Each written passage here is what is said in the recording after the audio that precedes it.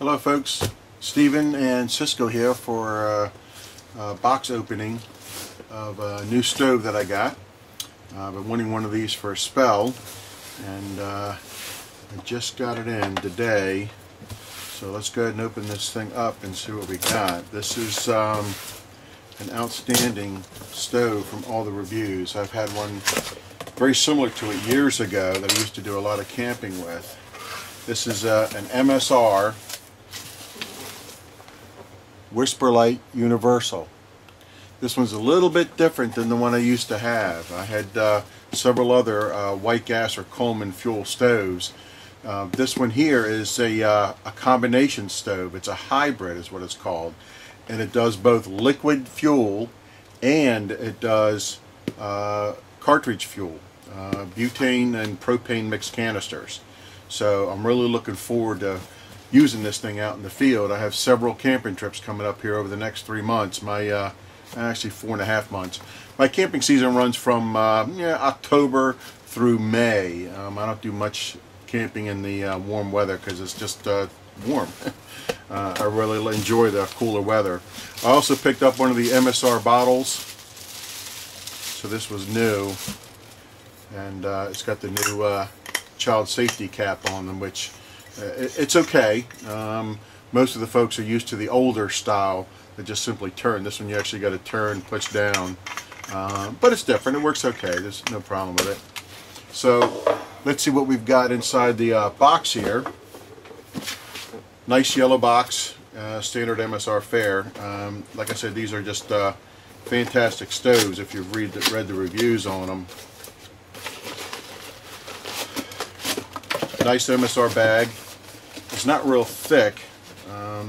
Sometimes it's kind of nice to get the ones from other companies that are nylon on the outside, but they're rubber coated on the inside. Several of the manufacturers make them now for all of their products, and you can use them as water bags.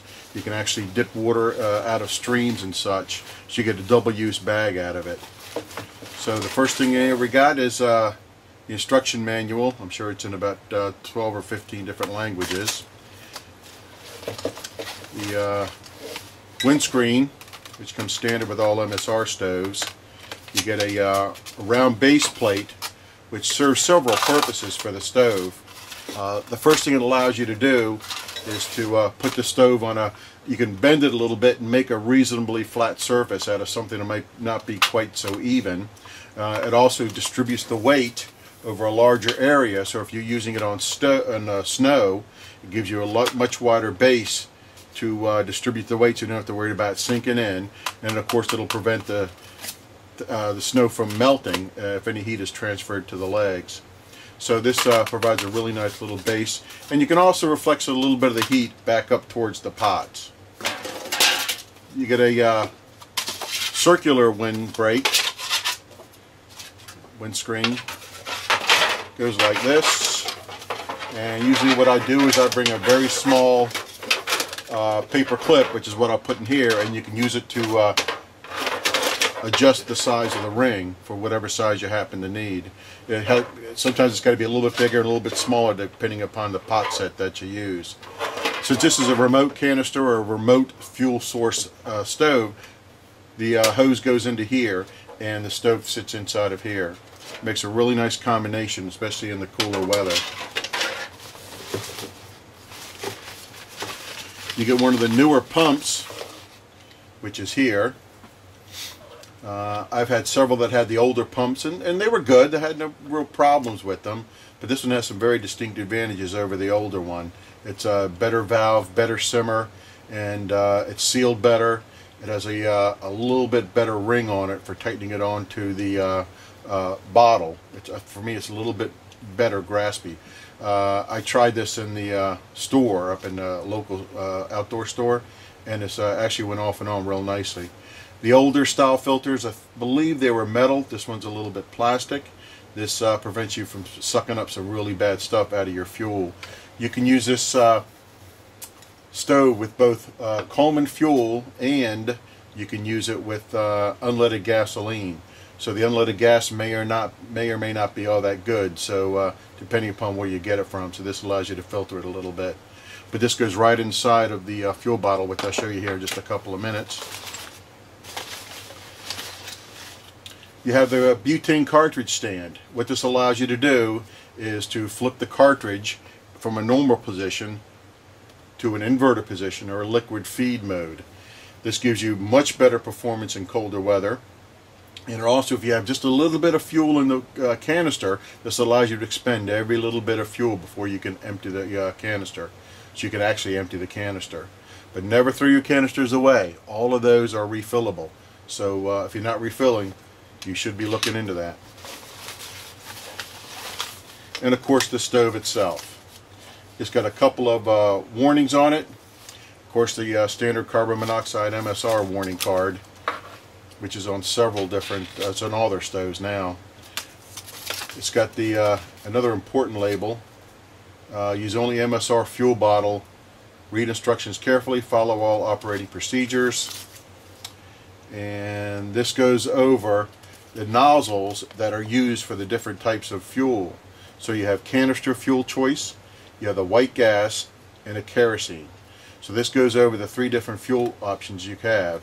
You got to take this label, of course, off. This is your priming cup that is going to burn, and there's a priming wick inside of there. So this is a really nice stove in that the way it operates, wow, this is nice the way these just slide out into place. If you're used to the other stoves, you had notches, you had Whisperlites and such, you had to move them into notches as you went around. You're real limited, but this thing just slides right open. This also has some really good new features on it. You don't have to disassemble too much to get the jet out to change the jets. This is really a nice little device.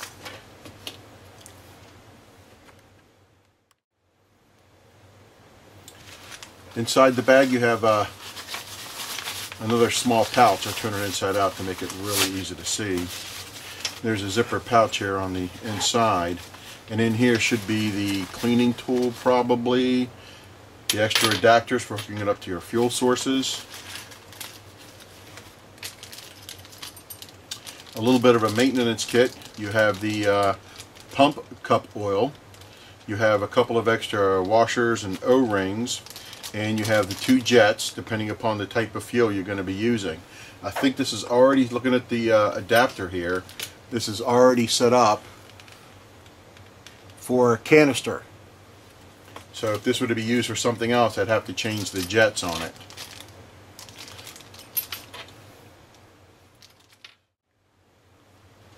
So here's a standard MSR canister. This is one of the older ones, but this is one that I've refilled.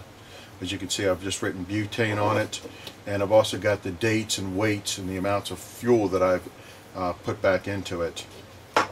So this is the normal operation mode here. So when the temperature is above, you know, about 20 to 30, maybe even 40 degrees, you can use the canisters like this. But once it starts to dip below that, you're going to get reduced performance. Or if you just have very little fuel remaining inside the canister. This stove, because it swivels here at the contact, it allows you to use the canister in an inverted mode. This allows the pressure inside the tank to actually push the fuel, liquid fuel, directly down the feed line. It has to go through this copper tube here, which is called the generator. This heats up and it turns the liquid fuel that's coming out into a gas before it goes to the burner. That allows the stove to be used in a liquid fuel mode. So to do that, all you simply have to do is snap this on like that, and then just swing the cartridge over, and now it's in a liquid feed mode. So now you get the best of both worlds here with this stove. This is very similar design to the rapid fire in that you can use your rapid fire in this exact same mode. It doesn't come with a fancy stand or anything like that, but the rapid fire, I have one of those too, and it's a fantastic little stove. So to use this with the liquid fuel, all you have to do is you have to change this adapter to this one, and you have to change the jet to one of these inside of here. I don't know, don't have my glasses on, so I can't see which one it is, but one of the two. And all you do to change that is you simply unscrew the priming cup, the priming wick, and Here, the feed tube just falls right out, which is a really nice improvement on this design. You don't have to mess with the legs in any way. Then all you have the wrench here, and the wrench is used for both loosening up the connection, and it's also used for loosening up the jet as well. You simply replace it to whichever one you're going to be using the corresponding fuel, and then you simply just reinstall it. Just like that. The wick goes on.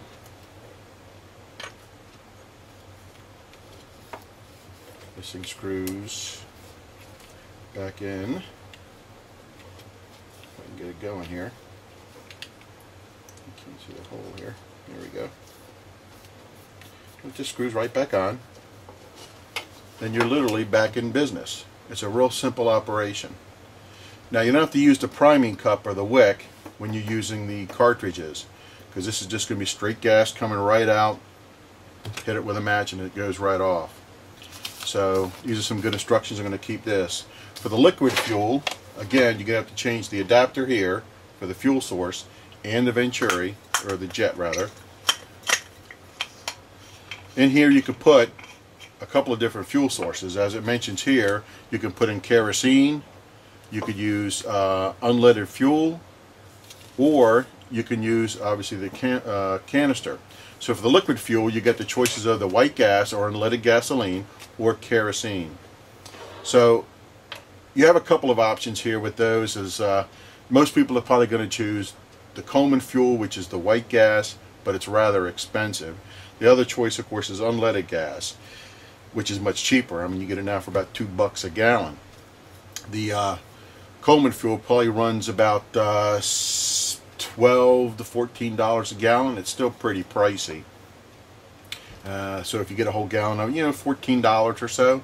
So what a lot of people do is what I did back in the day is I simply mixed unleaded fuel and the Coleman fuel, or the white gas. I did about a 50-50 mix, so you reduce the amount of dirt inside the generator tube that is created when you use unleaded gasoline. So mixing it, you get a little bit better performance out of it. You save some money on it, and but you're going to pay the offset for the money is the dirt. Unleaded gasoline is dirty compared to Coleman fuel or white gas. Coleman fuel white gas is a very highly refined gasoline. Doesn't have a lot of additives in it at all, and it's much, much cleaner burning. So it'll save you a little bit of time in the long run. But if money's an issue, then you can simply do a 50-50 mix, or you can mix it any way you want. It just depends on how much cleaning and time you want to spend for it. This has some really nice serrated edges on the legs for pot holding. This is extremely stable. I bet you I can easily put an 8-quart pan on here and not have any kind of a problem at all. This is a really nice, going to be a really fun little stove to play with.